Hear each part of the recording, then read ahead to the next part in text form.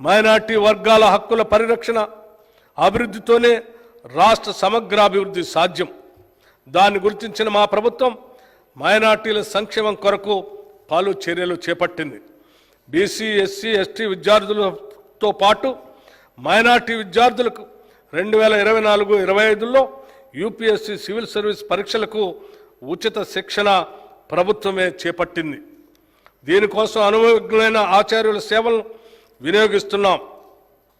శిక్షణ అత్యంత ఆధునిక విధానంలో ఇవ్వడంతో పాటు లోకల్ విద్యార్థులకు నెలకి 2,500 రూపాయలు, నాన్ లోకల్ అభ్యర్థులకి 5,000 రూపాయలు స్టైఫండ్ కూడా ఇస్తున్నాం.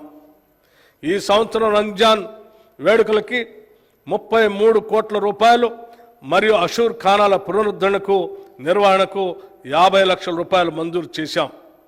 జనవరి 2024లో జరిగిన తబ్లిగీ జమాత్ ఇస్లామిక్ సమావేశానికి 2.40 కోట్ల రూపాయలు విడుదల చేశాం. ముస్లిం సోదర సోదరీమణుల హజ్ యాత్రకు 4.43 కోట్ల రూపాయలు ఈ నెలలోనే మంజూరు చేశాం.